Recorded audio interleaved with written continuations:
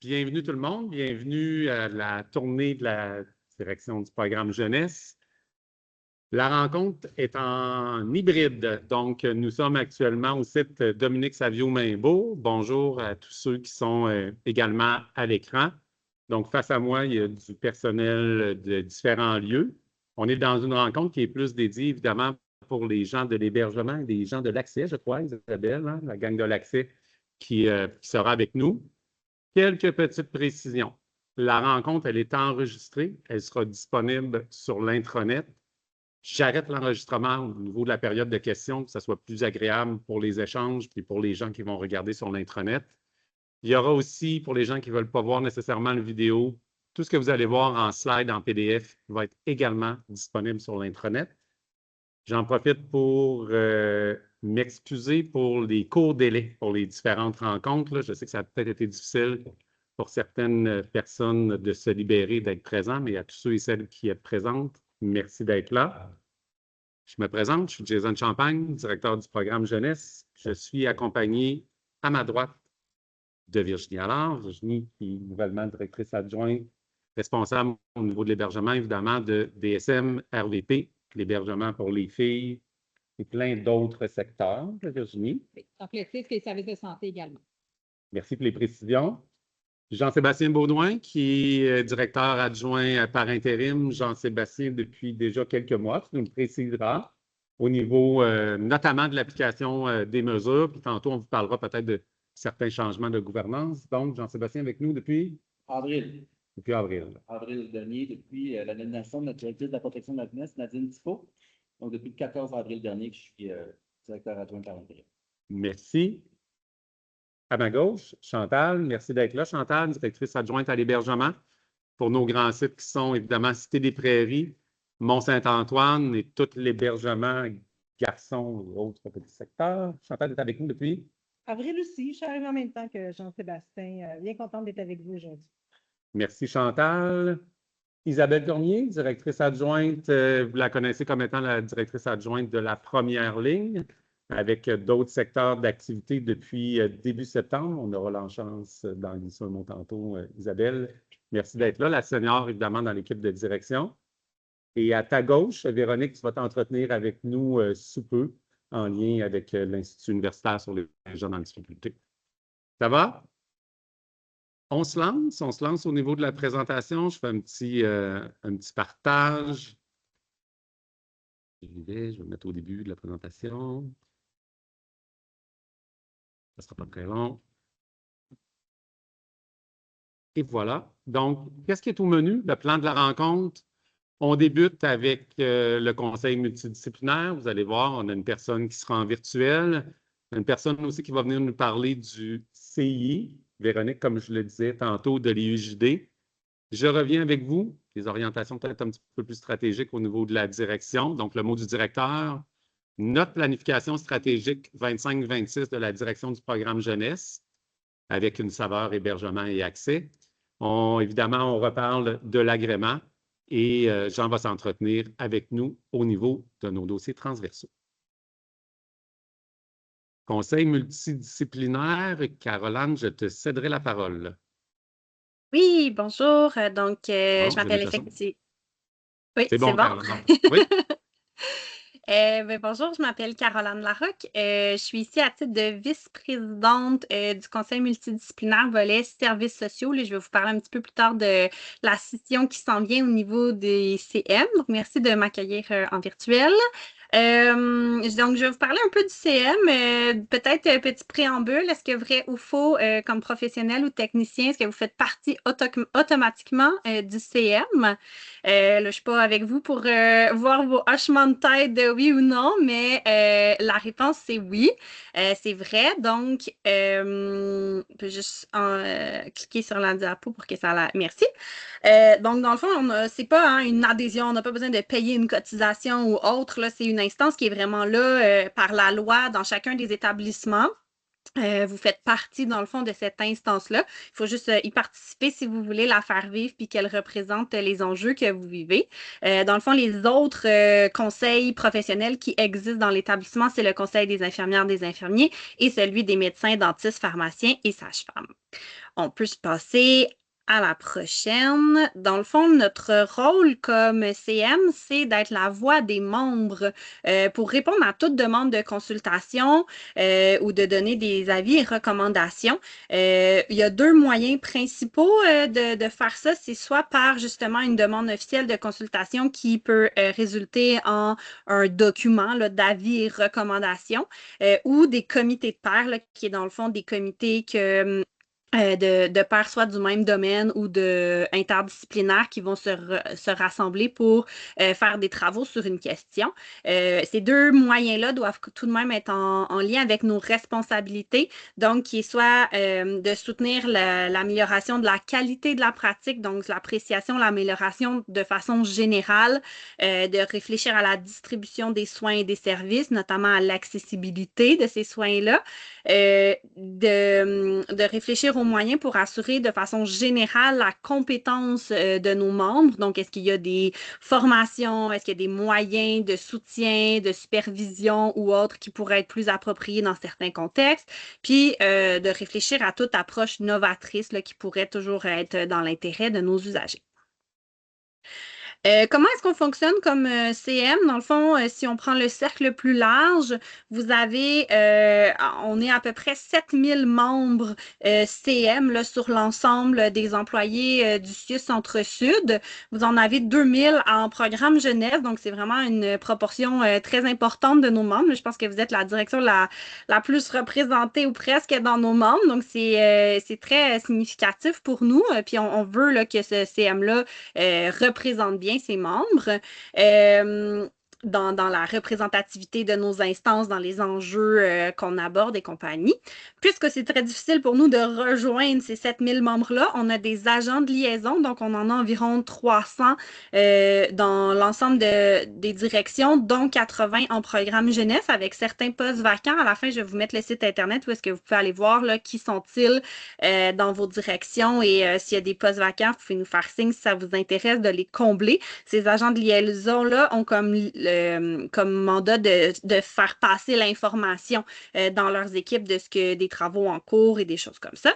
Et on a aussi un exécutif qui est 13 personnes qui représentent différentes directions. Dans votre direction, pour l'instant, il y a un siège qui est Marie-Claude Boilly, qui est une gestionnaire à l'application des mesures, qui est là en jeunesse. Donc, le rôle de l'exécutif, c'est de faire vraiment un peu plus l'aspect coordination, structure, mettre en place les instances et s'assurer du bon déroulement du conseil multiple. Donc, dans les avis et recommandations qu'on a émis dans les dernières années qui peut-être pourraient vous intéresser au niveau de votre direction, en 2023, on nous avait demandé, Jason Champagne, alors dans son poste antérieur, nous avait demandé quelles étaient les meilleures conditions de promotion, recrutement ou maintien des formateurs internes. Donc, quelles seraient les conditions gagnantes? Donc, on est allé sonder des formateurs internes, experts qu'on appelle d'expérience et des plus nouveaux et des gens qui auraient peut-être voulu le devenir pour aller sonder les conditions qui étaient gagnantes. On a recensé ça dans notre avis si vous voulez aller en lire davantage. En 2025 aussi, la DSM nous avait demandé est-ce que certains gestionnaires devraient faire partie d'un ordre professionnel ou pas? Puis ça serait quoi justement les contextes ou les circonstances qui pourraient être liées à ça? Donc, globalement, on a dit que s'ils n'exercent pas d'activité réservée ou n'ont pas besoin de porter le titre, ça ne serait pas obligatoire, mais qu'il y a quand même certains atouts qui pourraient, des fois, à être membre ou au moins à connaître le système professionnel pour mieux comprendre les exigences du fait d'être membre d'un ordre, des professionnels qu'ils encadrent. Donc, ça aussi, là, il y a plein de petites recommandations là-dedans qui peuvent être intéressantes d'aller consulter, que je n'ai pas le temps de vous expliquer en long et en large aujourd'hui. Et un avis et recommandation qui est en cours actuellement, c'est c'est de la part de l'équipe de l'application des mesures, ceux qui ont transformé, dans le fond, l'offre de service pour qu'elle soit 0-17 ans. Après 1 an d'implantation, dans le fond, ils se demandent est-ce que on a mis toutes les conditions gagnantes pour assurer cette transition-là, la compétence des professionnels, la distribution de l'offre de service. Donc, il y a un sondage qui est en cours auprès des équipes à l'application des mesures, puis il devrait avoir un avis recommandation qui devrait suivre prochainement. Sinon, une autre des obligations ou en tout cas des démarches qu'on fait à OCM, c'est qu'on a obligatoirement une assemblée générale annuelle qu'on doit tenir chaque année pour que ce soit un moment agréable. Nous, on le transforme en journée annuelle, donc où est-ce qu'il y a des conférences et tout ça auxquelles les gens peuvent participer. C'est toujours un grand succès cette année, là, compte tenu du contexte dont je vais vous parler, notamment là, avec la scission des conseils multi et tout ce qui s'en vient. On n'aura pas la possibilité de tenir cette journée-là en présence comme à l'habitude, mais ça va être comme une demi-journée en virtuel. On se dit que ça peut peut-être aussi combler d'autres besoins de personnes qui, des fois, n'arrivent pas non plus à se libérer pour la journée complète. Donc, restez à l'affût, on devrait vous tenir au courant prochainement. Puis le gros dossier qui nous occupe cette année, c'est les changements en lien avec la LG4S. Donc, on va devoir créer 2 CM. C'est dans la loi maintenant qu'il y aura un CM santé et un CM services sociaux. Pour l'instant, ce que ça dit, c'est que les gens qui ne sont pas dans santé sont dans services sociaux, puis ceux qui ne sont pas dans services sociaux sont dans santé. Vous comprendrez que ce n'est pas facile de trancher au couteau là, qui est dans quel CM. Donc, on est en train vraiment de travailler là-dessus en profondeur. On a la demande qui est faite, c'est qu'avant le 1er décembre, on ait 2 CM transitoires. Fait que dans le fond, ça va être l'exécutif actuel de 13 personnes qui va se scinder en 2 selon les titres d'emploi qui appartiennent à l'un ou l'autre. Puis après ça, ce qui s'en vient, c'est qu'on est en train de préparer des nouveaux règlements de régie interne. Au printemps, on devrait tenir des assemblées générales spéciales pour adopter ces nouveaux règlements de régie interne-là qui vont être, dans le fond, le balbutiement de ces 2 nouveaux CM-là. Donc, on vous invite, quand vous recevrez ces invitations-là, à y participer en grand nombre, même si ce n'est pas hyper excitant des nouveaux règlements de régie interne. C'est comme l'étape nécessaire, là, numéro 1, pour être capable de faire vivre ces 2 conseils multidisciplinaires-là. Et suivant les RRI, on va avoir, dans le fond, une mise en candidature, un processus d'élection pour choisir les nouveaux exécutifs qui vont composer et structurer, là, dans le fond, ces nouveaux CM-là. Donc, comme je vous disais, le programme jeunesse a vraiment une grande part de membres, mais ça serait intéressant qu'il y ait des personnes, si vous êtes intéressés, là, on pourra s'en jaser pour que vous puissiez soumettre votre candidature. Deuxième instance qui s'en vient, c'est le CIETOC, donc le Conseil interdisciplinaire d'évaluation des trajectoires et de l'organisation clinique. Ça aussi, c'est un nouveau changement dans la loi. Dans le fond, en gros, c'est les 4 conseils professionnels qui se rassemblent et qui réfléchissent ensemble pour évaluer des trajectoires puis émettre des recommandations à la PDG sur des améliorations possibles. Donc, ça aussi, c'est quelque chose de nouveau. Là, on commence dans 2 semaines la première rencontre, donc on pourra vous tenir au courant plus prochainement. Sinon, ben, dans le fond, si vous voulez nous contacter, on a toujours notre page extranet avec nos avis recommandations, les agents de liaison, nos derniers comptes rendus d'exécutifs, tout y est.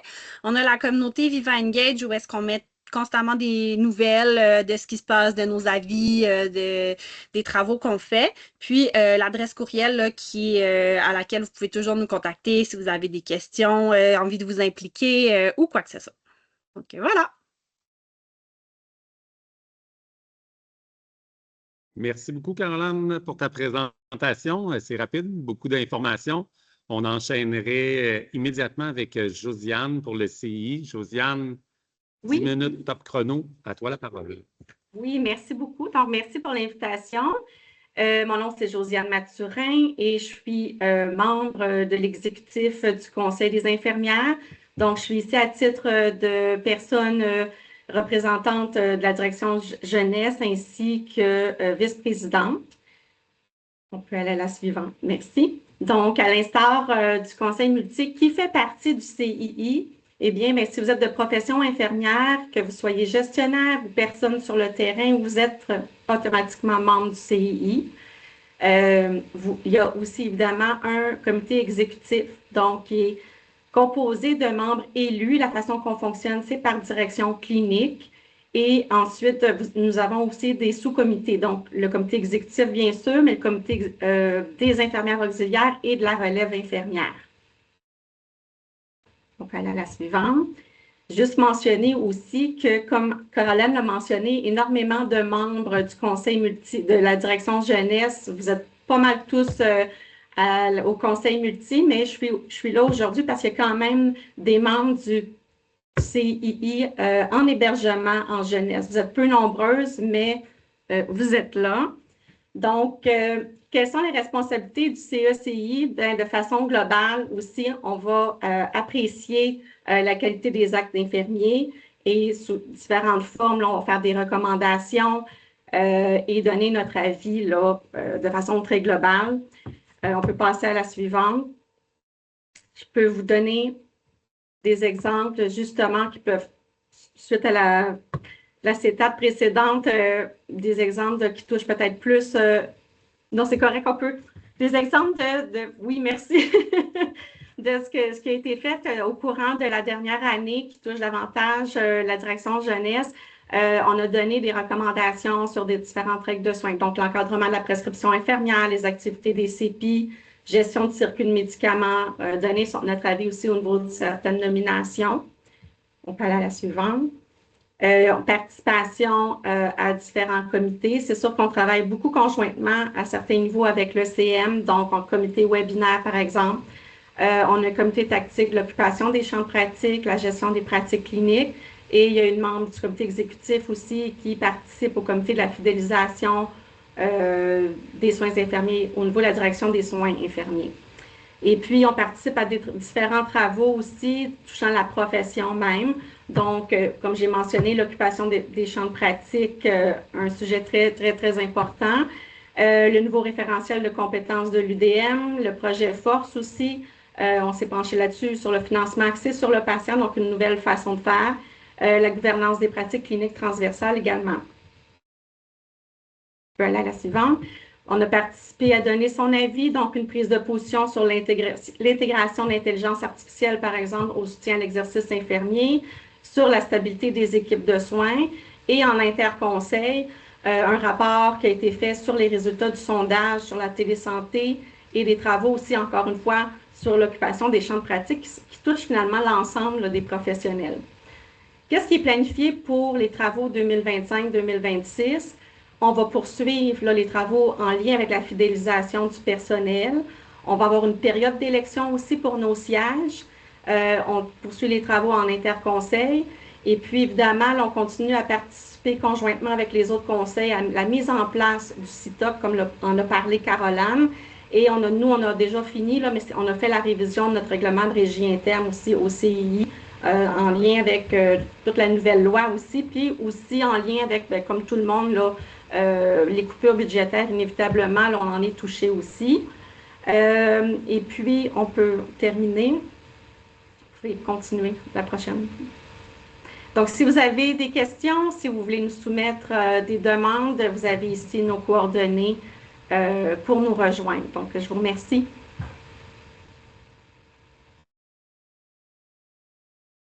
Merci, Josiane. Vraiment, en 10 minutes, on a eu un bon tour d'horizon. Puis il y a des gens ici dans la salle au niveau du bureau de santé, puis probablement aussi en virtuel, je ne sais pas trop. Donc, merci pour ta présentation. Véronique, on enchaîne avec toi. Je ferme mon micro, puis je vais faire le partage. Ça va? Oui, ouvre le titre. Parfait. C'est long encore. Est-ce que ça fait encore de l'écoute? Non, ça va. Parfait. Tout le monde entend bien en ligne aussi. S'il y a quoi que ce soit, n'hésitez pas à faire signe. Donc, bonjour tout le monde. Bon. La voix. Voilà, je vais y aller comme ça. Donc, bonjour tout le monde. Très heureuse d'être ici aujourd'hui en compagnie de toute la direction pour présenter l'IUJD. Qu'est-ce que l'IUJD? Donc, nous sommes une chose hybride, donc c'est-à-dire qu'on est une gang de personnes bien agréables qui travaillent ensemble au sein de l'établissement, mais on a aussi une infrastructure de chercheurs avec nous, donc au-dessus de 60 chercheurs de différentes universités qui travaillent avec nous donc à développer différents projets de recherche, de développement de pratiques de pointe. Plusieurs étudiants aussi, là, évidemment, qui sont avec nous. Donc, notre mission, c'est de produire des connaissances, développer des pratiques de pointe. C'est quoi une pratique de pointe? Une pratique évaluée scientifiquement, dont on sait qu'elle va être basée sur les meilleures pratiques. Je dis beaucoup le mot pratique, vous allez vous en rendre compte. De façon à outiller les intervenants et intervenantes. Notre spécificité, on aime dire que c'est notre ADN à l'IUJD, mais c'est la co-construction. Hein. C'est pour ça qu'on a un institut de recherche qui est intégré dans un milieu de pratique. Donc, co-construction avec les différentes équipes avec qui on travaille. Notre programmation de recherche, elle est basée sur 4 axes et elle va être appelée à se renouveler dans la prochaine année. On surfe sur cette programmation-là depuis 2013. Elle est écrite, cette programmation-là, alors que l'IUJD n'existait même pas. Il y avait 2 centres d'expertise, maltraitance, délinquance, troubles du comportement, un centre de recherche. Là, on a été regroupés ensemble. On fait encore du sens, évidemment, avec cette programmation-là, mais on est bien heureux là, de pouvoir la revoir dans la prochaine année. On va la revoir d'autant plus avec un nouveau directeur scientifique.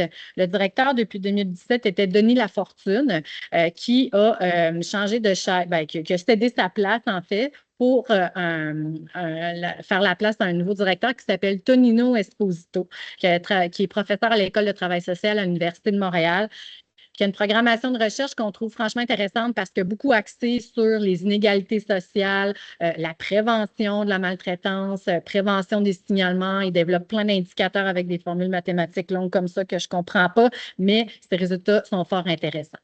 Si je reviens à notre programmation actuelle, donc on a 4 axes, comme je disais. Un axe qui porte sur la victimisation, la maltraitance, un petit peu en lien avec l'ancien centre d'expertise. On va travailler sur des profils en lien avec la maltraitance, les effets sur les familles aussi, l'incidence, hein, à quoi ça ressemble ce phénomène-là dans la société québécoise. L'axe 2 porte sur les troubles de comportement, la délinquance. Donc, on va travailler sur le risque de récidive, par exemple, les trajectoires, les doubles aussi, hein, trajectoires en vertu des doubles lois, plusieurs travaux qui se sont faits avec ça. On a notre 3e axe qui porte sur l'adaptation scolaire, l'insertion sociale. Donc, par exemple, comment adapter les pratiques scolaires avec des jeunes qui ont certaines difficultés d'adaptation. Transition à la vie adulte, évidemment, est un thème sur lequel on a énormément travaillé dans les dernières années. Notre dernier axe, qui auparavant était un axe de transfert de connaissances, c'est transformé en pratique professionnelle dans le système public. Donc, il vise un petit peu plus à regarder l'application des connaissances, à aussi examiner certaines pratiques là, qui seraient très spécifiques. Par exemple, on a un projet qui a porté récemment sur c'est quoi la pratique des intervenants RTS.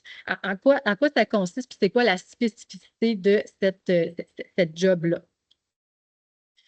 Donc, ce qu'on espère que ça change pour vous tous, pour nous tous, les travaux qu'on fait, mais c'est d'avoir des décisions de pouvoir prendre des décisions qui sont éclairées, donc basées sur des données, sur des indicateurs. Les outils qu'on propose sont validés. Par exemple, je ne sais pas si vous connaissez là, nos trousses, par exemple, Albert retourne à la maison ou En route vers ta visite. Ce sont des trousses qui sont basées sur les connaissances scientifiques les plus récentes. Nos outils sont aussi conçus pour faciliter l'autoportance. On n'a pas la capacité d'aller implanter ce qu'on fait dans les milieux. Donc, on développe nos produits, en fait, nos pratiques là, dans une optique d'autoportance, tout en sachant que ça ne fait pas toujours des miracles non plus. Voilà. J'ai sélectionné des projets qui sont en lien avec le public que je rencontrais aujourd'hui. Évidemment, on a beaucoup d'autres projets. Donc, par exemple, on va travailler sur les arrêts d'agir. On a une chercheuse d'établissement, Sophie Tremblay-Bert. D'ailleurs, tu étais en rencontre avec elle hier, si je ne me trompe pas, dans le cadre d'un comité. Donc, qui se penche sur tout ce qui est sur la pratique d'arrêt d'agir, parce que le guide, là, le cadre de référence qu'on a ou le guide de pratique en lien avec les arrêts d'agir date. Donc, on est en train de réfléchir à revoir cette pratique-là en impliquant les parents, les jeunes et en travaillant de concert là, avec gestionnaires et intervenants. On a aussi des projets sur les aspirations scolaires. Par exemple, Élodie Marion qui a beaucoup travaillé sur la scolarisation des jeunes placés, la préparation à la sortie de placement aussi, des projets aussi qui portent sur la sécurité relationnelle, les habiletés sociales. Je vais vous en expliquer d'autres un petit peu plus. Donc, on a par exemple ART, qui est une formation qu'on a développée qui vise à promouvoir les habiletés sociales, la régulation de la colère. Donc, c'est un programme, dans le fond, là, qui vise à outiller les jeunes à employer d'autres méthodes quand ils vivent des défis, hein, je vais te dire comme ça. Donc, on vise une diminution des comportements agressifs, une meilleure gestion des conflits. Je dis c'est une formation, hein, mais c'est un programme qui est accompagné d'une formation qu'on a développée. Je parlais un petit peu plus tôt des aspirations scolaires, un projet de recherche de Lady Marion. J'ai parlé d'arrêt d'agir en réadaptation. Et ici aussi, là, on est en train d'accompagner tout ce qui va concerner la mise en œuvre de la nouvelle unité d'encadrement intensif. Donc, on accompagne Martine. Ah, allô? Donc, on a une chargée de projet là, qui accompagne le développement de la programmation de l'unité pour réfléchir, dans le fond, aux meilleures pratiques là, en lien avec l'encadrement sécuritaire. Comment on collabore? Je le disais un petit peu plus tôt, co-construction. Donc, on travaille de près avec les milieux, les chercheurs, les jeunes et les familles quand c'est possible. Évaluation, je pense par exemple à Geneviève Lemelin qui nous a interpellés récemment pour évaluer une nouvelle pratique. Donc, on a qui s'appelle Forêt en champ. Nature enchantée. Donc, et nous, ce qu'on a fait, c'est qu'on a proposé, dans le fond, l'évaluation de ce projet-là aux chercheurs. Et il y a quelqu'un qui a levé la main, donc on va avoir un chercheur qui va pouvoir s'impliquer en lien avec ça. Le chien de soutien émotionnel aussi, on a une chercheure d'établissement qui accompagne l'intervenante, donc pour un peu modéliser la pratique, dans le fond. Puis en connaître un petit peu mieux les effets de cette pratique-là. Au niveau de l'implantation, comme je disais plus tôt, on développe des outils autoportants. Le transfert de connaissances, je vais revenir, je vais avoir des exemples concrets un petit peu plus loin. Donc, on aime penser, puis on ne pense pas seulement, là, mais on est quand même branché au niveau stratégique également. On a un mandat provincial. Donc, ce qu'on fait, ce qu'on développe, nous, notre prérogative, c'est que ça puisse être appliqué au plus grand nombre. Donc, je nous vois un petit peu comme un laboratoire ici au CIUS Centre-Sud. Puis, ce qu'on développe de bon, après ça, on peut l'exporter. On a beaucoup collaboré aussi à différents travaux d'envergure. Là, par exemple, la Commission Laurent, plusieurs des chercheurs d'établissement, des chercheurs de notre infrastructure sont allés nourrir les réflexions des commissaires. Il y a plusieurs des travaux qu'on a fait qui ont orienté les recommandations. Et actuellement, on siège sur le comité de mobilisation en protection mobilisation des connaissances en protection de la jeunesse, un comité récemment créé qui est porté par Leslie Hill et par Santé Québec. Donc, on est assis autour de l'écran avec Bosco, l'INSPQ, l'INES, le CRUGEF, pour, dans le fond, mettre ensemble nos connaissances et on commence, mais on veut mettre ensemble nos connaissances et travailler à améliorer tout ce qu'on peut. Comme je le disais un petit peu plus tôt, on a des leviers multiples pour faire vivre la connaissance. Donc, on a des conférences cliniques mensuelles, des colloques, journées clinico-scientifiques. La dernière, en novembre dernier, portait sur la participation des jeunes. On a des outils aussi papier, mais je ne dirais pas papier, mais écrit, hein, parce qu'ils sont tous en ligne, dont des bulletins, des coups d'œil, des infographies, des capsules vidéo, comme par exemple une trousse de sensibilisation, une capsule de sensibilisation aux pratiques sensibles au trauma complexe. Comme on développe des programmes aussi, évidemment, avec des stratégies pour se les approprier. Je pense par exemple à Sphère, notre programme sur la prévention de l'exploitation sexuelle. On vient de lancer une capsule d'apprentissage en lien avec l'implantation du programme, mais aussi pour, dans le fond, pouvoir améliorer les connaissances en lien avec la prévention de l'exploitation sexuelle. Des exemples de ce qu'on a fait dans les dernières années. Et à la prochaine page, vous pouvez voir notre site Internet. On a une infolettre aussi. On met tout ce qu'on fait là-dedans. Donc, je pense que c'est un bon moyen pour d'y tenir informé. Merci, Véronique. Merci pour la présentation. J'en profite également là, pour vous dire, tu l'as bien nommé, Véronique, l'arrivée d'un nouveau directeur scientifique à l'IUJD. On a aussi Crémis qui travaille de concert, évidemment, avec la clientèle de la direction du programme jeunesse. J'ai oublié de le souligner à l'hébergement, mais on souhaite également des rapprochements avec Karine, j'oublie son nom de famille, qui est la directrice, Bertrand, qui est la directrice scientifique au niveau de l'Institut universitaire sur les dépendances. On en parle moins, mais il y a l'IUJD, vous le savez, vous travaillez à l'hébergement, toutes sortes de types de dépendances. On vise aussi à ce qu'il y ait des rapprochements, puis peut-être, pour que vous le sachiez, peut-être à un niveau un petit peu plus stratégique, on a des rencontres avec l'ensemble de vos directeurs adjointes et l'IUJD.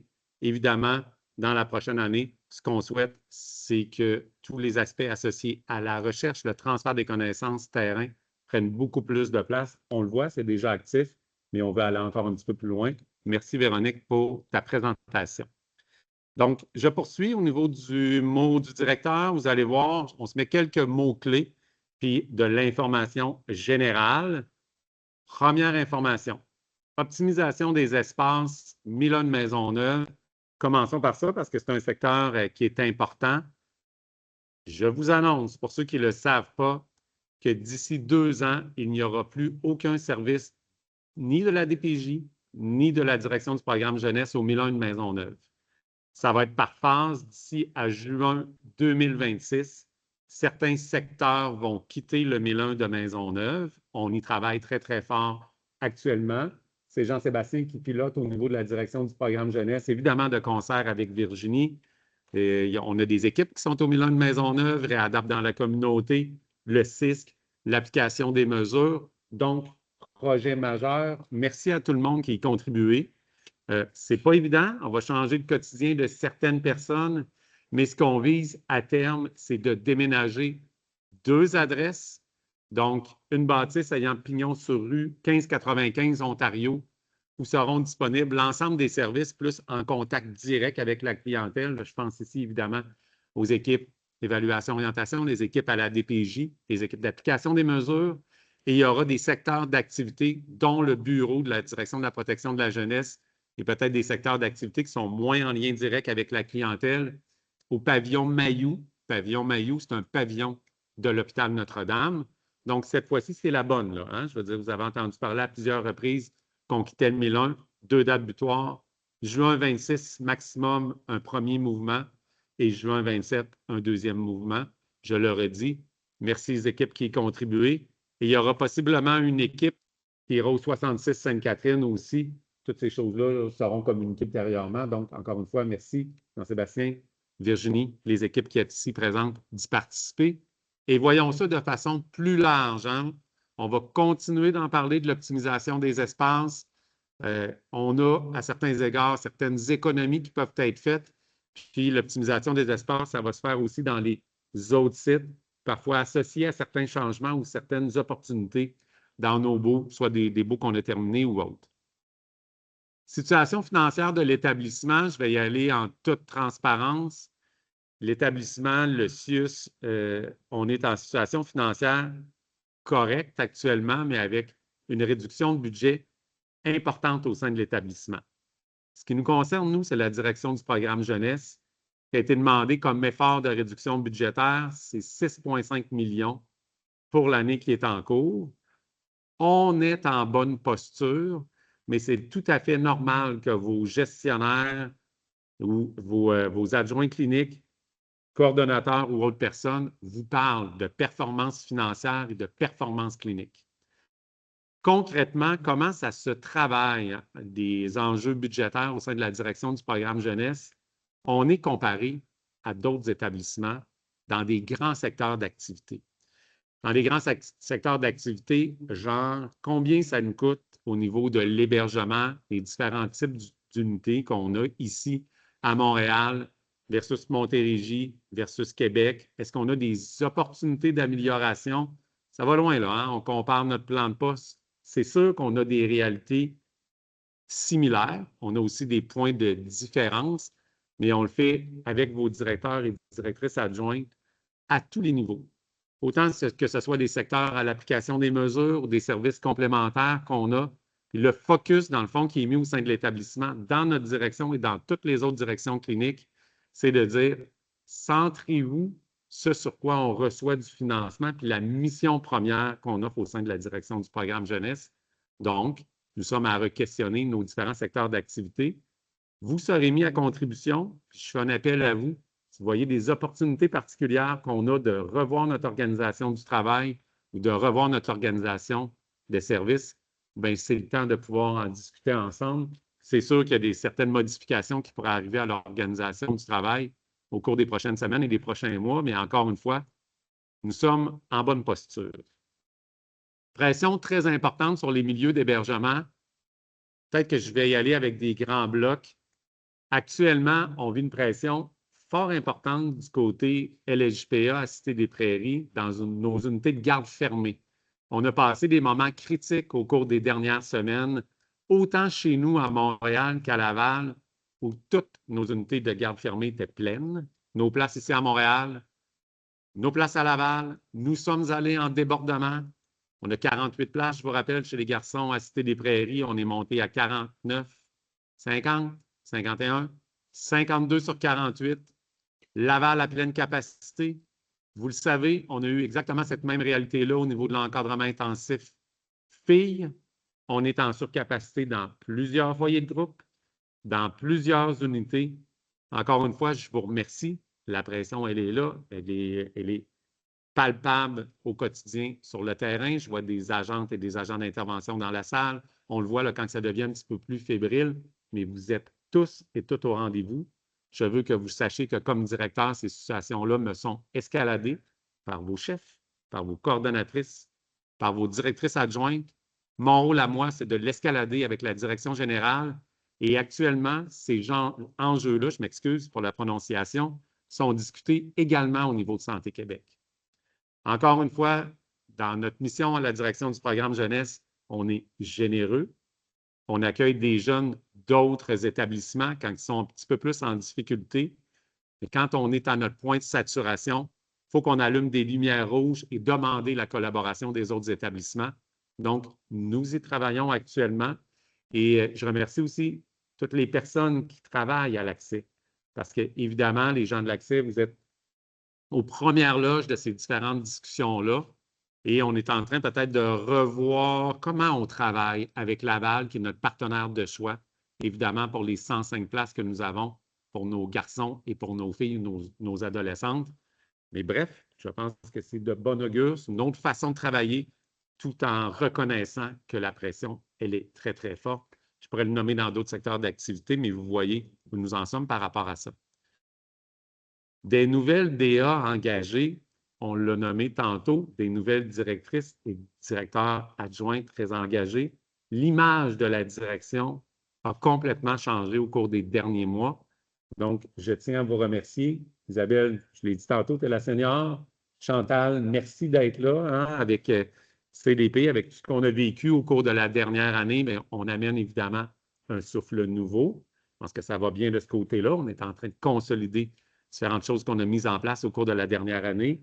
Évidemment, Virginie, les gens qui sont ici devant toi te connaissent un petit peu plus. Merci d'être là, évidemment, avec tous les défis qu'on a. Et Jean-Sébastien, mais directeur adjoint par intérim depuis déjà quelques mois. Donc, merci également, Jean-Sébastien, de toute ta contribution. Je le disais tantôt.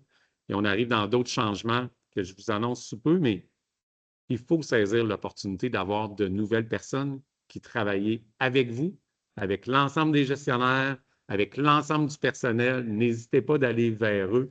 Dans le fond, on est là pour notamment constamment re-questionner. Tantôt, Jean va nous parler de l'amélioration continue de la qualité, mais ça part de vous. Ça part de vous, les personnes sur le terrain, avec les observations que vous faites. Et je suis toujours curieux d'aller faire des observations terrain. On pourra en reparler. Changement au niveau de la direction du programme jeunesse et de la DPJ. Un changement important, vous l'avez vu. On en a discuté. Il va s'actualiser au cours des prochains jours, des prochaines semaines. Les volets de l'application des mesures qui relèvent encore aujourd'hui de la direction du programme jeunesse relèveront de la direction de la protection de la jeunesse d'ici quelques jours ou quelques semaines. On peut l'officialiser actuellement parce que le changement a été entériné par Santé Québec. Donc, dans les faits, Jean-Sébastien Soupeux, dans sa qualité de directeur adjoint, avec les deux coordonnatrices, Mélanie Bouchard et Fanny Saint-Martin, et les 17 équipes d'application des mesures, c'est bien ça, Jean? 17 équipes basculeront du côté de la DPJ. Et rappelez-vous que nous avions fait un changement temporaire qui va devenir permanent. Les 3 équipes secteurs au niveau LSJPA vont également relever de la DPJ, DP d'ici les prochaines années. Hein? On peut affirmer ça, Jean-Sébastien, on est dans les derniers changements. Dès la semaine prochaine, on va commencer à avoir des rencontres avec nos collègues de la DPJ. Donc, ça s'officialise tranquillement. Voilà. Et l'autre changement important au sein de la direction du programme jeunesse que vous avez connaissez peut-être un petit peu plus, c'est l'ajout dans la direction adjointe d'Isabelle de 2 coordinations importantes pour le bon fonctionnement de la direction du programme jeunesse. tous les secteurs de la coordination de Nathalie Pélibossian, tout au niveau des ressources et autres secteurs d'activité, relèvent maintenant depuis le 1er septembre d'Isabelle. Et tous les secteurs d'Isabelle Robert relèvent également, y compris l'accès de la direction adjointe d'Isabelle. Donc, merci Isabelle, encore une fois, d'avoir été là pour les changements. Et je remercie encore une fois tout le monde. C'est des changements majeurs, c'est des changements importants, des changements de gouvernance, autant la DPJ, la direction du programme jeunesse, que de directrice ou de directeur adjoint. Mais pour moi, ce qui est important, c'est qu'on soit engagé avec vous, curieux, qu'on puisse prendre notre place. Je pense qu'Isabelle, avec tes équipes, tu as fait le tour des différentes personnes. Même chose de ton côté, Jean-Sébastien. Mais bref, encore une fois, changement important dans la direction. Santé Québec, vous voyez là, oui, le dessin, mais Santé Québec, on est 1 an et demi, presque 2 ans plus tard, avec la création de Santé Québec. Ce que je tiens à vous souligner, outre les médecins, je n'embarquerai pas là-dedans aujourd'hui, on en parle beaucoup dans l'espace public, mais Santé Québec atteint un certain niveau de maturité actuellement suite à sa création. Vous allez voir dans les prochains jours passer différentes nominations des directeurs ou des VP qui auront différents pans d'organisation de services, autant l'organisation de services associée à l'hébergement qu'à l'application des mesures DPJ ou jeunes en difficulté. Donc, les choses se mettent en place. Et comment travaille Santé Québec? Mais Santé Québec travaille beaucoup à partir d'indicateurs. Ça peut être des indicateurs de performance, on peut le voir comme on veut, mais d'indicateurs importants. Nous en avons 2 qui sont suivis par Santé Québec, puis un autre qui est un découlant. C'est quel est le niveau d'accès aux services en santé mentale jeunesse. Donc, ce qui est voulu, c'est que nos jeunes puissent avoir accès à des services en santé mentale rapides. Nos services en santé mentale jeunesse relèvent de la direction adjointe d'Isabelle. Et nos délais sont excellents. Sont plus difficiles au sein de l'établissement parce que l'accès est plus difficile au niveau de santé mentale adulte. Mais pour jeunesse, ça va bien. On se rappelle aussi, on a une priorisation là, pour nos jeunes, mais outre cela, donc je lève le chapeau pour cette organisation de services-là. Et l'autre indicateur qui est suivi, c'est l'accès aux services pour nos jeunes en difficulté. Donc, tout l'accès, la gamme de services de façon plus large où on a des indicateurs à suivre. Et encore une fois, nous sommes en excellente posture par rapport à ces indicateurs-là. Les découlants, vous les comprendrez. Évidemment, c'est nos listes d'attente à l'évaluation orientation. Encore une fois, Jean-Sébastien, je te céderai peut-être la parole quelques instants. On est en excellente posture et l'intensité des services qui sont offerts à l'application des mesures. Donc, Jean-Sébastien, à l'Éval, on est à combien, grosso modo, de dossiers en attente? Non, si tu parles fort, tu y vas. Je parle fort? Oui. À l'évaluation, on est actuellement aux alentours de 70 situations en attente, ce qui est excellent. On avait même descendu aux alentours d'une 50aine. Rappelez-vous, il y a peut-être de cela quelques mois, voire 6 mois, ou il y a 1 an, on était à 400 situations en attente, ce qui était depuis 2021. Il y a vraiment eu un coup de barre qui a été donné. Il y a eu des choses qui ont été mises en place par la direction pour justement accélérer là, les évaluations. Accélérer les évaluations, ça a l'air un peu péjoratif, mais au niveau des services, c'est comment on peut faire mieux pour aller voir le monde qui sont en attente, parce qu'il y avait une liste d'attente vraiment importante au niveau des délais. Au niveau de l'application des mesures, on est actuellement à peu près à une 15aine de chaises vides. Nous étions à 45 chaises vides il y a 1 an. Il y a un travail également super important qui a été fait au niveau des équipes. Je pense que le déploiement de la nouvelle offre de service 0-17 ans, ça va faire 1 an là, dans 2 semaines. Il a grandement contribué. On a revu également le programme coaching. On a revu les entrevues, les guides d'entrevue pour mieux cibler les profils qui puissent œuvrer là, à l'application des mesures. Et je vous dirais, depuis 1er avril 2024 jusqu'au 31 mars 2025, nous étions à 80% quand même de taux de rétention pour nos nouveaux intervenants 1 an après leur embauche. Ce qui est excellent parce que quand on se compare il y a 2 ans, on était à 60%. Fait qu'encore une fois, là, un grand merci à l'ensemble des équipes, parce que c'est l'accueil souvent, l'entraide dans les équipes, le programme de coaching bien évidemment, mais c'est vraiment ce qui se passe dans les équipes qui permet de retenir notre monde. On est vraiment content. Puis vous devez le voir un peu plus là, au niveau des unités ou des unités à l'hébergement. Vous devez avoir davantage de retours d'appel. Les SAC se parlent avec nos adjoints, mais je pense que nos intervenants sont beaucoup plus présents auprès de leurs jeunes qu'auparavant. On est bien content de ça. Merci, Jean-Sébastien. Je poursuis dans la présentation. Salle de pilotage stratégique. Qu'est-ce que ça veut dire? Les jeudis matins de 9 à 10, j'y étais ce matin. Il y a une salle de pilotage qui est animée par notre PDG, Mme Isabelle Matt, avec la contribution de la DQEPE, une autre direction, où on passe en revue l'ensemble des indicateurs de Santé Québec que je vous ai dit tantôt. Donc, évidemment, qui est là? Tous les directeurs cliniques et les autres directions associées, comme la direction des ressources humaines ou autres. On s'attarde aux indicateurs qui sont plus difficiles et chacun des directeurs, nous sommes là pour contribuer, venir expliquer nos résultats et voir comment on peut s'améliorer comme établissement.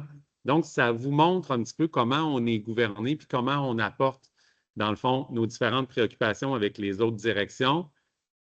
D'ailleurs, ce matin, ce qu'on parlait, c'est de la vaccination de nos élèves au 3e secondaire, où on a peut-être certains petits écarts, mais comment on travaille, c'est à la prochaine rencontre, dans le fond, on va venir présenter c'est quoi les plans d'action qu'on met autour de ces jeunes-là, puis est-ce qu'on peut s'améliorer ou faire les choses différemment. Donc, nous avons un rendez-vous hebdomadaire.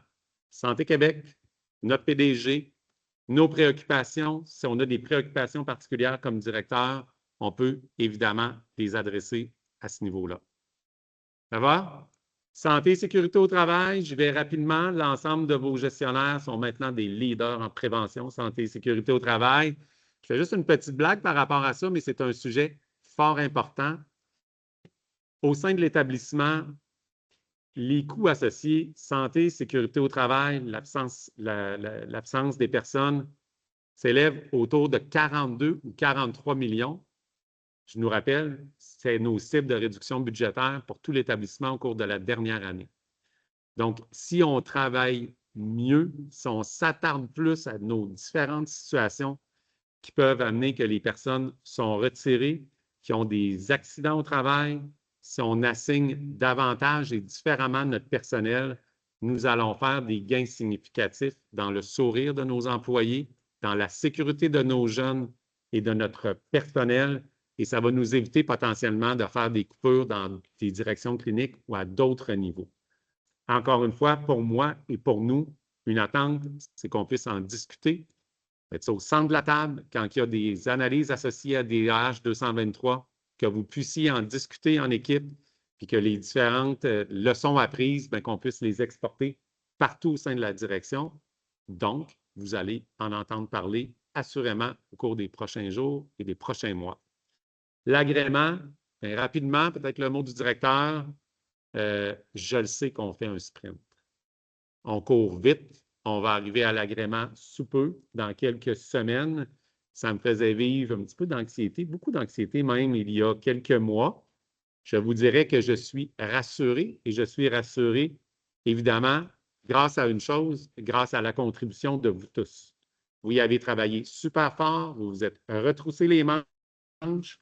On va s'assurer cette fois-ci qu'on va être en amélioration continue pour les 4 prochaines années jusqu'à notre prochaine visite, mais on a fait des pas de géant. Je tiens à vous en remercier. Les gens, tu nous en glisses un mot tantôt par rapport à l'agrément. Des plans et des directives. Quand je disais tantôt, salle de pilotage, des indicateurs, vous n'êtes pas sans savoir qu'évidemment, on a différents plans et redditions de comptes à faire. Je l'ai effleuré tantôt. Chantal est responsable, évidemment, du plan d'action qui est associé à Cité des Prairies. Je le redis, on est en consolidation, ça va bien. Merci de l'aider, ce plan-là, Chantal. Donc, évidemment, un petit peu un changement de culture et de consolidation. Ce plan-là a été vu et visité par la CDPDJ, le comité de vigilance et de qualité de notre établissement. J'ai dû en rendre compte au conseil d'administration quand il existait. Chantal et moi, on a eu des rencontres parfois aux 2 semaines, aux 3 semaines, aux semaines, et là, sont au mois avec notre PDG, Isabelle Matt, PDGA, la personne de qui je relève, directrice des ressources humaines, DPJ, dans le fond, pour se dire où nous en sommes rendus et peut-être les appuis qu'on a besoin de la direction générale. Donc, pour nous, c'était un levier, mais c'est rassurant de savoir que les rencontres se distancent un petit peu. Ça veut dire que ça va bien. Rappelons-nous, il y a un petit peu plus d'1 an, Catherine Lemay était dans nos murs ici, ADSM, elle a même dîné avec des jeunes à la petite salle. Mais quand elle est venue, il y a eu des découlants, il y a eu des observations, il y a un plan d'action qu'on appelle notre plan d'action CRJDA, qui est sous la gouverne de Virginie. Merci Virginie, évidemment, d'assurer ce leadership-là avec vous. Et cette fois-ci, on a des rencontres de suivi mensuelles avec Santé Québec. On peut dire que nous sommes accompagnés par Santé Québec et certains autres établissements. Je pense que dans la conjoncture qu'on vivait l'année dernière, c'est assez normal qu'on soit un petit peu accompagné de ce côté-là. Mais sachez, encore une fois, ça nous donne, pour nous, pour Virginie, pour moi, pour vous, des leviers. On est fiers de ce qu'on fait ici et les gens de Santé Québec vont venir évidemment marcher le terrain, venir voir si ce qu'on dit est réellement vrai, concret. Donc, ça sera une autre visite après l'agrément auprès de nous. Les directives, je ne prends pas beaucoup de temps là-dessus. Vous connaissez les différentes directives. Peut-être j'effleure certaines choses. Une directive au niveau de l'embauche des ressources humaines qu'on se doit de respecter un petit peu plus, mais qui va venir resituer, qu'on prenne des références au niveau des embauches, les différentes modalités d'entrevue. Bref, les tables des directeurs des ressources humaines y travaillent actuellement. C'est suivi de près par notre PDG. Directive DITSA.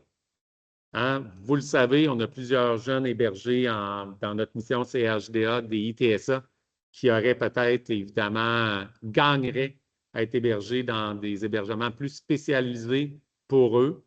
C'est d'ailleurs ce que la directive dit. La directive dit également qu'on devrait faire des PSI à l'intérieur des 15 jours suite au placement d'un jeune. Moi, je dois vous dire que là aussi, il y a un vent nouveau dans la collaboration entre la direction du programme jeunesse et des ITSA. Virginie travaille fort à créer l'équipe de soutien en lien avec des ITSA. Vous savez, on a l'unité Soleil depuis plus d'un an ou un peu plus d'un an actuellement. Avec tous les défis qu'on rencontre, c'est clair par rapport à l'unité Soleil, mais sachez qu'on travaille beaucoup plus main dans la main.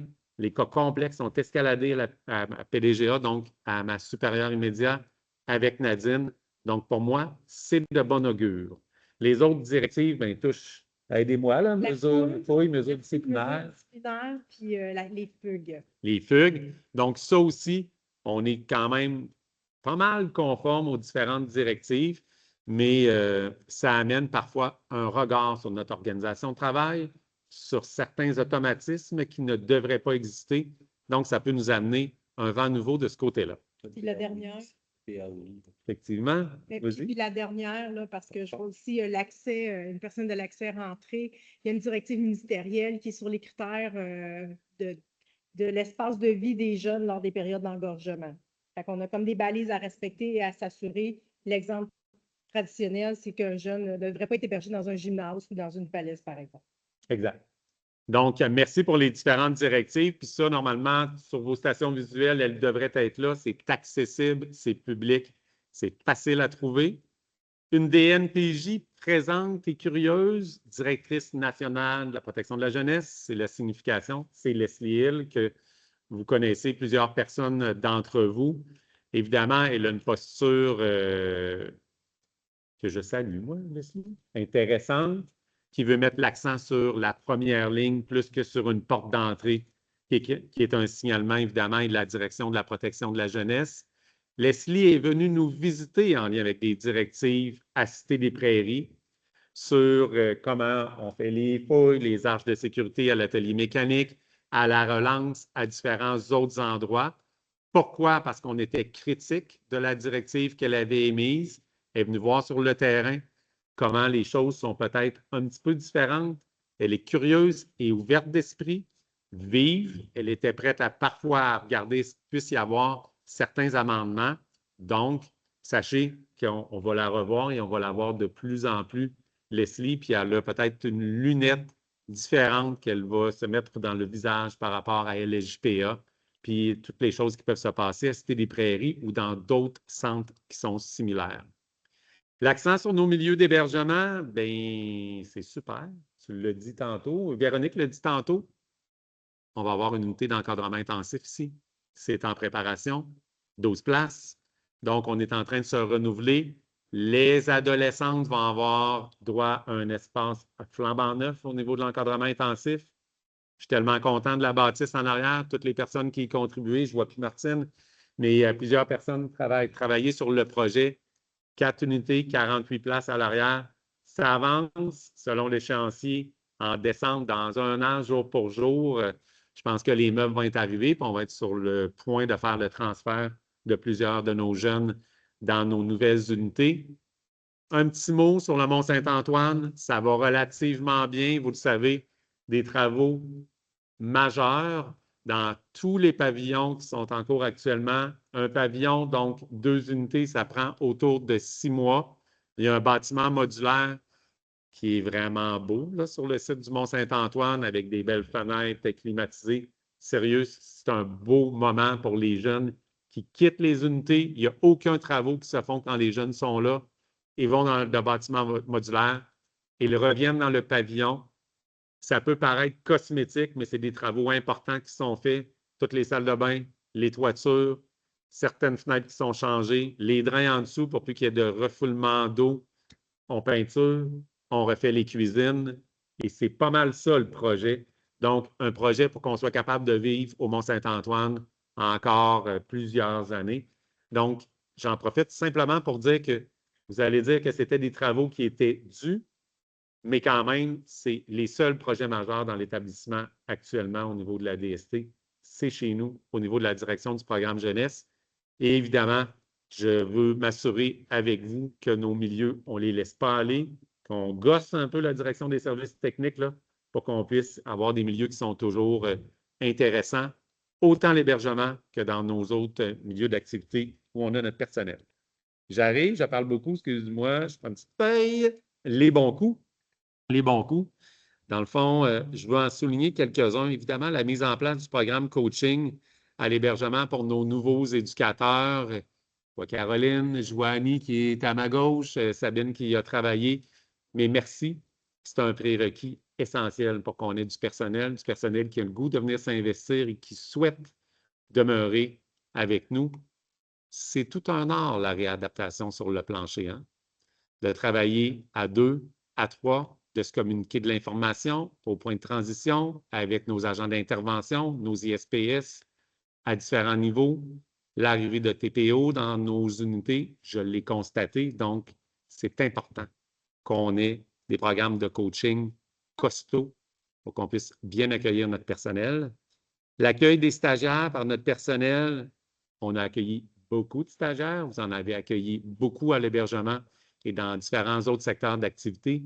C'est un gage que notre personnel reste avec nous hein, quand on accueille des stagiaires. Mais merci. Je sais que dans des contextes d'engorgement, que c'est difficile d'accueillir des stagiaires. C'est une chose de plus que vous mettez dans votre assiette. Mais grâce à vous, on va aller beaucoup plus loin. Le recrutement important d'éducateurs avant la période estivale, je sais que vous allez être critique à certains égards, ce n'est pas le nombre qui compte, c'est la disponibilité.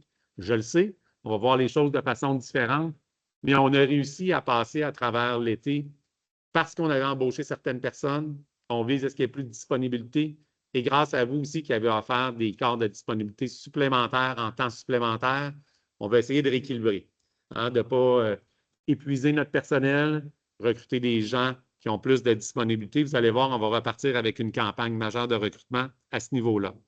J'accélère le pas, mais on a un projet de mentorat pour nos nouveaux gestionnaires. Il faut préparer la relève. Vous voyez, il y a une relève en avant. Une relève, il faut qu'il y en ait partout dans notre organisation de service.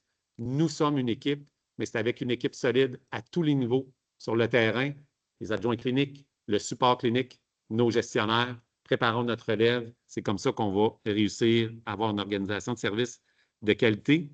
Même chose pour les leaders cliniques, évidemment. Je l'ai dit tantôt, c'est un art de travail à l'application des mesures, la réadaptation, le psychosocial. Ça nous prend des leaders cliniques qui sont là pour venir influencer les pratiques. Et évidemment, des travaux d'appropriation des outils de suivi budgétaire. Je passerai la parole à Virginie pour nous DSM. Et ensuite, Isabelle, on termine avec toi. Parfait. Donc, je vais poursuivre au niveau des. Je vais rester sur ton. Ouais.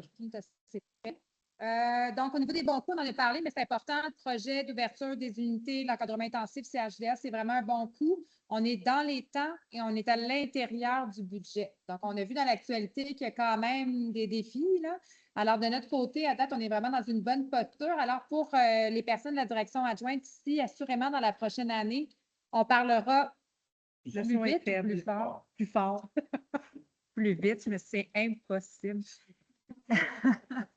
Donc, c'est ça, ce sera un beau projet. Puis dans la prochaine année, on va parler davantage de l'impact de l'ouverture d'encadrement intensif sur le grand site dans lequel nous sommes, puis de l'organisation avec tous les lots de travail là, qui sont déjà planifiés. Ensuite, je peux quand même souligner, dans la dernière année, l'ouverture de Pelletier-Charleroi, beau projet. J'ai pu aller faire une visite là, récemment. C'était vraiment fort intéressant de rencontrer les équipes et de voir comment on peut travailler de manière différente sur une installation qui est tout autre, mais avec des usagers qui ont des besoins similaires à ce qu'on vit sur nos grands sites. Donc, fort intéressant l'ouverture puis la maturité des équipes là, qui sont avec toi, Julie, qui est devant moi. Mécanisme d'accès à la santé mentale, donc une belle entente là, qui a été créée avec le CIUS du Nord de l'île de Montréal, l'utilisation d'une plateforme qui a été créée aussi pour regrouper toutes les demandes avec la directive de priorisation, donc un bon coup avec le bureau d'accueil et de référence aussi qui fonctionne très bien, là, qui aide à mieux suivre l'ensemble des demandes qu'on pourrait avoir à escalader, donc un très bon coup ici. L'ouverture donc de l'unité Soleil, tu en parlais de Jason, là, donc ils sont rendus effectivement à 9 à 10 mois d'ouverture actuellement. Donc, c'est une équipe nouvelle qui apprend, puis toutes les semaines, on se réajuste là, par rapport à la réalité clientèle, aux besoins des intervenants, puis à ce beau projet-là qu'on veut faire, duquel on veut faire un succès. Ensuite, l'ajustement du continuum dans la communauté, hein, qui était dans le fond dans la direction adjointe ici, là, avant, donc tout le volet 0-17 ans pour permettre de suivre les enfants sans qu'il y ait de rupture au niveau là, des personnes qui les accompagnent. Donc, très, très belle initiative centrée sur les usagers.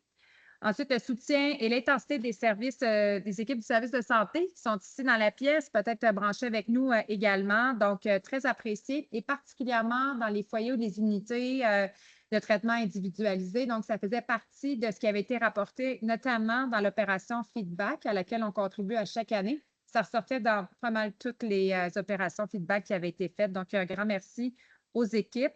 Ensuite, j'ajouterai l'intégration des ISPS, là, notamment ici sur site dans les comités, dans le fond, d'équipe directement. Donc, très beau leadership pour travailler en complémentarité auprès de nos usagers, puis avoir des interventions qui auront été planifiées ensemble.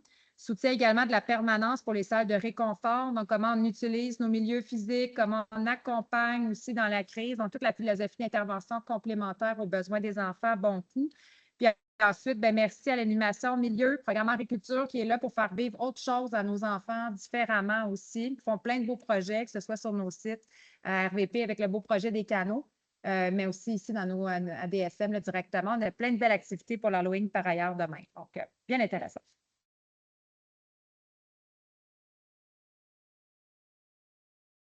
C'est beau. Je poursuis. Je voulais ouvrir mon micro. Alors, plusieurs bons coups pour l'accès. On pourrait en nommer vraiment beaucoup, mais en voici quelques-uns. Ah oui? Pour en arrière ici? Parfait. Donc, Jason, tantôt, tu parlais de coaching. Bien, sachez qu'à l'accès, il y a aussi la mise en place de coaching personnalisé pour les nouveaux conseillers, ce qui est vraiment un bon coup. L'équipe a aussi travaillé très fort pour faire connaître ses services et faciliter les arrimages, notamment en allant voir et aller à la rencontre des équipes psychosociales. Et aussi en mettant en place un courriel générique pour faciliter l'attribution des dossiers aux équipes psychosociales et la gestion des dossiers inter-CJ. Ce que je voulais surtout souligner aujourd'hui, c'est l'entraide au sein de l'équipe. On manque parfois de collègues, ce qui est le cas en ce moment. Vous êtes souvent débordés, ce qui est le cas depuis plusieurs semaines, voire mois. L'équipe travaille très bien ensemble. C'est la première chose qu'on m'a dit comme nouvelle directrice adjointe. C'est grâce à cet esprit d'équipe-là, dans le fond, que vous faites des miracles à tous les jours et je tenais à vous remercier. Je laisse la parole. Je vais garder ton micro à ce moment-là. Bien, pour la gang, j'ai vu à l'écran, il y a des gens, des foyers de groupe du Mont-Saint-Antoine, puis de Cité des Prairies. Fait que Cité des Prairies, un des coups de cœur qu'on a eu cet été, c'est le projet de piétonalisation, si je l'ai vraiment massacré comme mot. Mais bref, les employés n'avaient plus le droit de circuler en auto. Tout le site du Mont-Saint-Antoine était dédié à la vie des jeunes. Fait qu'ils faisaient du vélo, Ils marchaient, ils profitaient vraiment des espaces. Ce fut un beau moment en toute la période d'été. Tu nous as parlé, là, Jason, par rapport au fait que, ben, enfin, les jeunes ont des nouvelles unités. Là, on a 2 unités chanceuses qui ont déjà intégré les nouvelles unités. Fait que là, on a 2 autres groupes qui sont dans les modulaires. Puis comme Jason a dit, c'est lumineux, c'est beau. Je pense qu'il aimerait ça que toutes les unités ressemblent aux modulaires, mais hélas, c'est pas comme ça. Là. Ils retournent dans leurs unités principales. J'ai vu FST à l'écran. On a eu 2 belles journées de partenaires. C'est précieux, hein, les partenaires qui viennent à Cité des Prairies au Mont-Saint-Antoine. Surtout Cité des Prairies, que les jeunes sont un petit peu plus captifs pour certaines unités qu'avant qu'ils sortent, qu'ils soient réseautés, qu'ils connaissent ce qui existe dehors. Donc, le communautaire vient à eux. Fait que ça, pour nous, c'était un grand coup de cœur. Sinon, à Cité des Prairies, dans toute la tourmente, on a refait les visites des parents. C'est un moment vraiment important. Les jeudis et les dimanches, les familles viennent voir les jeunes. C'était un peu, je vais dire, à l'écran, le bordel, dans le sens où il y avait beaucoup trop de gens dans un espace trop exigu. Et là, moins de parents, moins de jeunes. Les familles nous disent « Wow, j'ai eu un moment de qualité avec mon jeune, ça fait super longtemps. » Puis les intervenants, ce qu'ils nous disent, les éducateurs, c'est qu'on se sent beaucoup plus en sécurité depuis qu'on a réformé tout ça. Puis, dernier clin d'œil, la gang de Cité des Prairies, j'ai vu l'arrimage qui était avec nous, là, la résilience de la dernière année. Tu l'as dit, Jason, ça l'a fait 1 an, mais quand même, les éducateurs, les ISPS, j'ai assisté à des interventions là, difficiles d'ISPS avec des jeunes à très grands défis, mais c'était rempli d'humanité, de cœur. C'est vraiment beau à voir. Malgré tout ça, tout le monde est encore là. Puis merci au chef, bien entendu, là, je l'ai dit cette semaine. Merci. Donc, on était dans la rubrique des bons coups. On poursuit. Vous allez voir, on va accélérer un petit peu pour avoir un moment d'échange. Je l'ai dit, planification stratégique, plan d'action 25-26 de la direction, 4 grands piliers organisationnels ou priorités. Je les rappelle rapidement. Attraction, fidélisation de la main-d'œuvre, c'est là-dessus que vous avez fait vos exercices feedback-là. Accessibilité, soins, services, transformation numérique et innovation. La 4e priorité que vous avez parlé beaucoup, c'est la commission Laurent. On va faire des liens avec, mais la 4e priorité de l'organisation, c'est expérience, usagers et leurs proches. C'est beau à voir, hein? Mais blague à part, c'est dans le fond l'image du plan d'action à haut niveau de la direction qu'on va éclater maintenant, mais qui devrait être notamment sur vos stations visuelles. On va y aller assez rapidement et rondement. Dans le fond, dans attraction et fidélisation de la main-d'œuvre, je vais encore une fois à haut niveau sur certains secteurs d'activité. Il y a eu le déploiement d'un programme de coaching à l'application des mesures qui a amené des résultats probants, Jean-Sébastien. Donc, vous allez l'élargir à l'ensemble de l'application des mesures. C'est déjà en cours depuis mai dernier. Peut-être vous dire qu'on a quand même engagé 93 personnes au cours de la dernière période. Comme je vous ai dit, on en a quand même retenu 80. C'est quand même pas pire. Puis 93 personnes, c'est pratiquement le tiers de notre force de travail. À peu près à 300 ETC, là, des postes à temps complet. Donc, quand même une bonne job. Merci Jean-Sébastien. Mise en place de modalités permettant d'améliorer le recrutement de types d'emplois critiques. On l'a nommé tantôt. Éducateurs, ARH, nos ISPS, je pense qu'on a besoin actuellement. Donc, évidemment, toutes ces zones-là, on a eu des cellules de crise et des cellules particulières avec les ressources humaines. Vos directrices adjointes sont bien branchées sur le bon canal. Donc, je sais qu'on a encore des améliorations à faire, mais ça fait partie de notre priorité.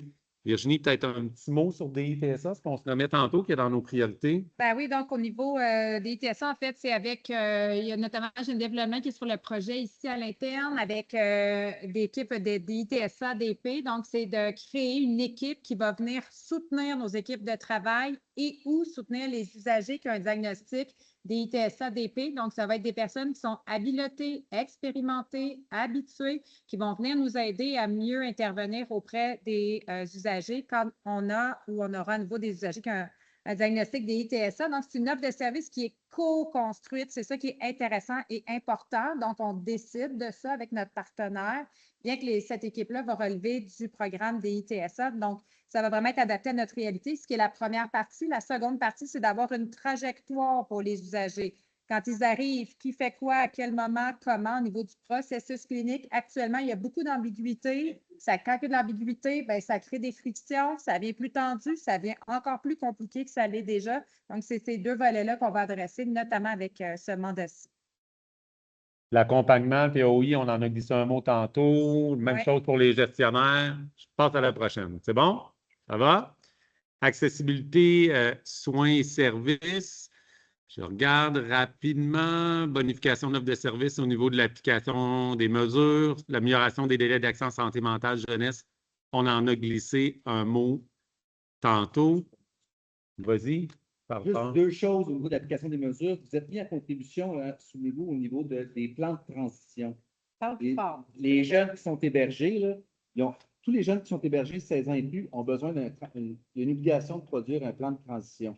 Donc, ça, vous êtes mis à contribution. N'hésitez pas, si vous voyez que ça tarde, interpeller la personne autorisée, voire même le SAC peut interpeller l'adjoint clinique. C'est sûr que ça ne se fait pas en criant ciseaux, un plan de transition comme un plan d'intervention. Hein. C'est une journée, un one-shot deal. Un plan de transition, c'est plus long.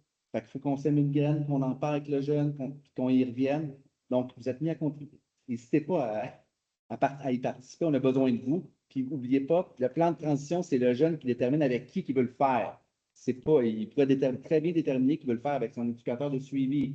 Fait que ça, c'est vraiment une responsabilité partagée. Puis, l'autre chose que je veux vous dire, on a mis en place un processus, c'est en vigueur depuis, je vous dirais, 1 an ou 2, là, mais c'est tout en lien avec la tutelle des enfants, un régime de protection pour nos jeunes qui atteignent 18 ans et qui ont une inaptitude. Donc, ça aussi, vous êtes mis à contribution pour les identifier. Il y a une grille qui a été mise en place. Donc, n'hésitez pas là, à nous interpeller, les personnes autorisées, quand vous avez des jeunes auprès de vous qui méritent, du moins que juste les voir aller, vous dites, mon Dieu, sont en écart avec les jeunes de leur âge. On va venir en lien, on va venir avec vous, on va venir évaluer, puis après ça, on va les faire évaluer. On appelle ça une évaluation psychosociale. Il va y avoir les médecins qui vont être mis à contribution, puis s'ils déterminent qu'il y a une aptitude, bien, le jeune à ses 18 ans, il va pouvoir avoir un jugement, puis on va pouvoir l'aider. Le curateur public va être là pour pouvoir gérer ses biens, gérer sa personne. Fait que ça, c'est quelque chose qui était déjà en vigueur avant, moins publicisé, mais là, maintenant, on veut mettre l'accent là-dessus. Fait qu'on est ensemble là-dedans. C'est partagé comme responsabilité. Voilà. Merci Jean-Sébastien. Isabelle, je ferme mon micro. Plan d'action concernant la trajectoire des jeunes hébergés, ce qu'on appelle le Kaizen. Quelques mots, s'il vous plaît. Ben oui, certainement. Je poursuis. Donc, dans le fond, la trajectoire des jeunes hébergés, qu'est-ce que ça veut dire? Quand tu mentionnes Kaizen, Jason, dans le fond, c'est qu'il y a eu une grosse démarche de réflexion sur nos façons de travailler autour de l'hébergement des jeunes. Donc, autrement dit, qu'est-ce qui peut être fait pour limiter l'engorgement, pour mieux travailler pour le bien-être des jeunes? Donc, ça amène quand même des réflexions de fond, notamment pour donner un exemple, ben, qu'est-ce qu'on pourrait faire davantage autour des niveaux d'encadrement autour des jeunes? Qu'est-ce qui est fait ailleurs également?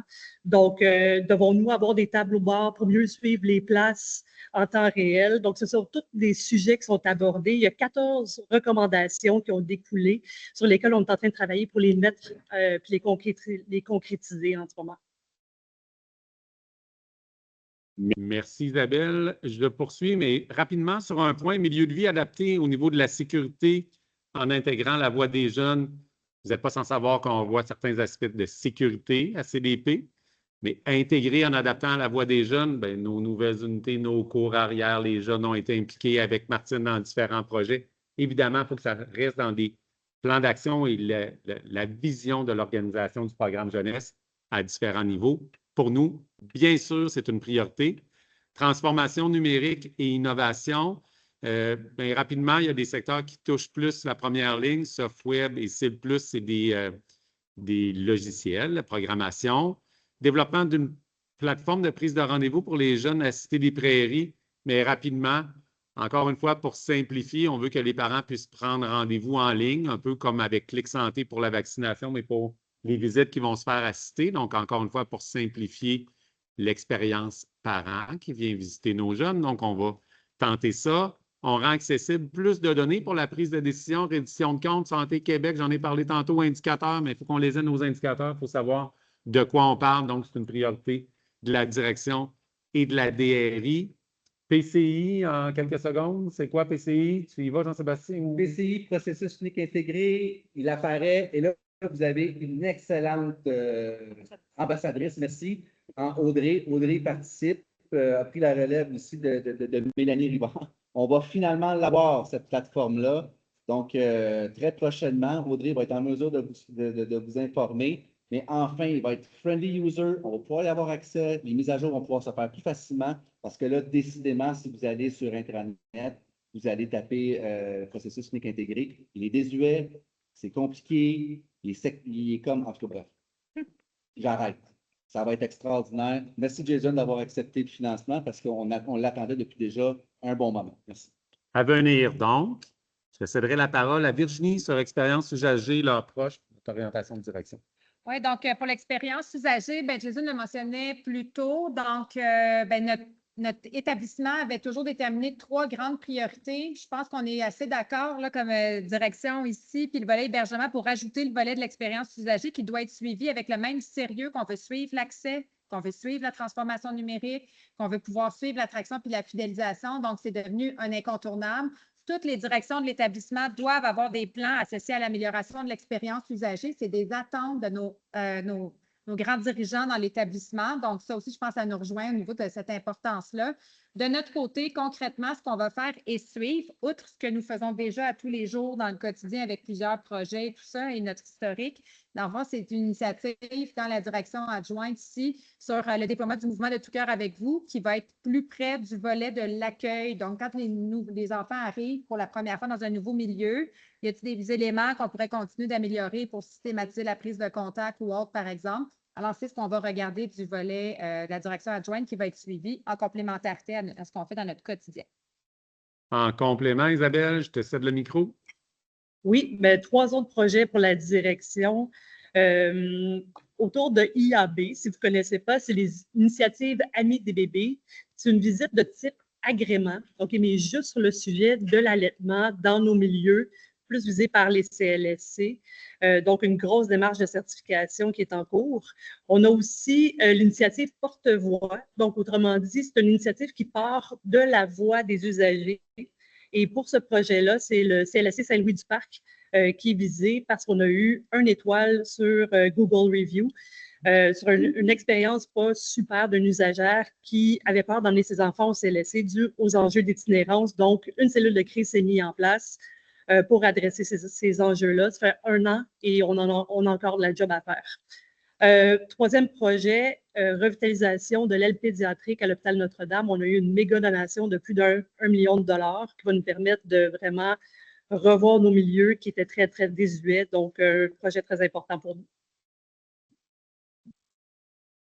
Merci Isabelle. Comme vous le voyez, c'est large la direction du programme jeunesse, donc on a différents secteurs d'activité.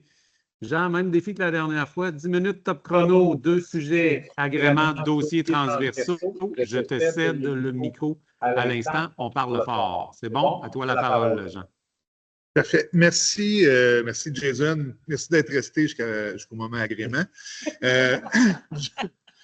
D'une part, l'agrément, dans le fond, là, si on simplifie ça, c'est juste de se comparer aux bonnes pratiques en général, puis de faire une revue de tout ça, puis ensuite de pouvoir en discuter avec des visiteurs d'agrément à l'occasion d'une visite. La visite est relativement secondaire. Ce qui est bien important, là, c'est d'être prêt et d'être aligné sur les bonnes pratiques. Ça fait des mois qu'on est en préparation. Ça fait des années aussi qu'on est mené par les bonnes pratiques dans le développement de nos services. Alors, je pense qu'on est vraiment prêt. Parce que dans le fond, ça traduit simplement notre engagement à soutenir les familles puis les jeunes. Puis je pense qu'on est là. Au fil de nos préparations, on s'est aperçu que vous êtes bons. Ça va être quelque chose ça va être une expérience très enrichissante. Voilà. Puis ça s'en vient. Il nous reste juste 4 semaines. La visite d'agrément va être dans 4 semaines. Quand je dis enrichissant, je regarde Solange aussi, qui a été très active dans ce processus-là, et je la salue d'ailleurs en passant. Il y a quelques premières cette année dans ce cycle d'agrément-là. Le premier, et non le moindre, c'est que les visites vont se faire de manière impromptue. Dans le passé, à peu près 3 mois d'avance, on avait l'horaire de visite des visiteurs. Là, les visiteurs vont appeler 1 heure à l'avance, vont dire « Solange, nous allons te voir » ou encore « Martine, on arrive. » Alors, soyez prêts. C'est le moment de ramasser les papiers, de passer une petite linge sur vos bureaux, puis voilà. C'est très, très important. Donc, ça ne sera pas connu à l'avance. Soyez là pour dire. Un autre élément dont je voulais vous parler, c'est tout ce que vous avez toujours voulu savoir sur l'agrément, mais jamais osé le demander. C'est le moment ou jamais. En gros, là, je vais vous mettre la table. Comme les visiteurs vont être un peu partout, on ne sait pas quand, ils n'arriveront pas à froid. Ils auront reçu puis lu la documentation qu'on leur aura préparée, qui parle de nos services et tout. Mais la journée même du début de leur tournée de visite, là, ils auront d'abord et avant tout, le 24 novembre au matin, une présentation de Mme Matt qui va parler de notre établissement à haut niveau, là, de la diversité des services et tout. Il y aura une présentation sur les pratiques organisationnelles requises, les PAR, là, vous connaissez tous, non, je ne poserai pas la question. Tout le monde sait c'est quoi un PAR. Ce sont vraiment les essentiels dans nos pratiques. Là. Donc, il y aura une présentation par rapport à ça.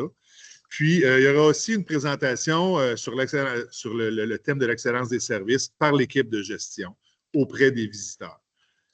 Ensuite de ça, le dernier stretch avant de partir en visite dans nos différents milieux, il y aura une rencontre avec des gens du comité des usagers et des usagers ressources pour qu'ils entendent de la voix des personnes, qu'est-ce qu'on fait chez nous.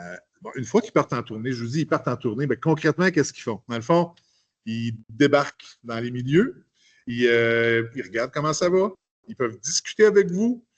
Ils peuvent aussi consulter des dossiers, c'est très important que vous sachiez qu'ils ont accès aux dossiers, là, sont soumis aux mêmes règles de confidentialité que nous tous. Donc, ce n'est pas le moment de partir en courant avec les dossiers. Ils ont accès à tout ça.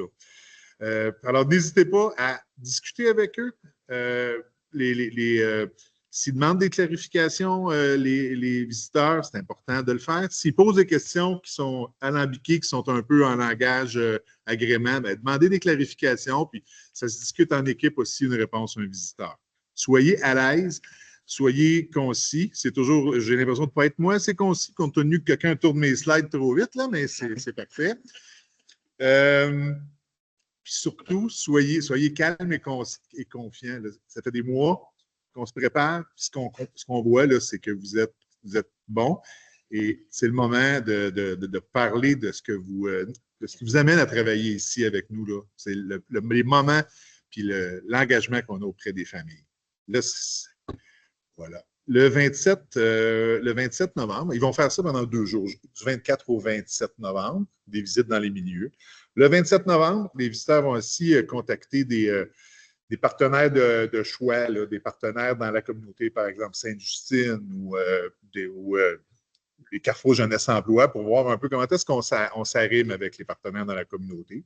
Il y a 5 partenaires par chapitre qui auront été identifiés et ils auront aussi été avisés à l'avance par notre direction de la qualité là, pour dire si jamais il y a du monde qui vous appelle, c'est normal, ne vous en faites pas. Ensuite de ça, le 28 novembre, les visiteurs auront complété leur analyse. Puis, vers 11 heures, nous aurons tous la joie d'assister à une présentation sur ce qu'ils auront fait. Ça va? Voilà. J'ai enchaîné rapidement avec les dossiers transversaux. Continue de parler fort. Oui, je parle très fort. Dans le fond, juste quelques mots, quelques réalisations dans la dernière année. Tu sais, je vais vous parler de notre comité consultatif de jeunes sur lequel on a travaillé de longue haleine puis qui finalement a pris forme cette année. Puis c'est bien intéressant dans tous les milieux. À DSM puis à RVP, il y a même des jeunes de ce comité-là qui ont participé à des communautés de pratique. Je pense que c'était vraiment des expériences stimulantes, tant pour les jeunes que pour les équipes. Dans le courant de l'année, on a vraiment consolidé des liens de partenariat, entre autres, avec grands frères, grandes sœurs, avec d'autres groupes dans la communauté, les Carrefour Jeunesse Emploi. C'est vraiment des éléments qui sont bien consolidés cette année. On a parlé des stagiaires un petit peu plus tôt. Dans l'ensemble du programme Jeunesse, là, c'est au-dessus de 220 stagiaires qu'on a reçus. Là-dessus, la moitié en réadaptation. Fait que c'est vraiment du bon travail continué. Ensuite de ça, autre élément, on a refait le PDRH, mais de manière beaucoup plus systématique, puis chaque coordination a été amenée à contribuer pour bien identifier les besoins. C'est en train de se déployer. On a aussi, on est en train de mettre en place puis de donner la dernière touch, comme on dit en latin, à un comité d'amélioration continue là, qui va s'assurer à temps plein, pas à temps plein, mais en continu, de s'assurer qu'on reste aligné sur les bonnes pratiques et puis qu'on ne fasse plus de sprint à l'occasion d'une visite parce que ce sera bien documenté. Voilà. Un PDRH, c'est un plan de développement des ressources humaines. Dans le fond, on essaie de planifier dans l'année combien de personnes devront avoir la formation X, Y, Z, là, ça va des premiers soins jusqu'au modèle psychoéducatif. On essaie de planifier ça à l'avance dans un grand document. Voilà. Merci beaucoup. Merci, Jean. Tu as relevé le défi encore une fois avec brio à ce niveau-là. On arrive à la période de questions. Tel que je l'ai dit tantôt, j'arrête l'enregistrement. Évidemment, ça sera disponible. Donc, voilà. Il n'y a plus d'enregistrement.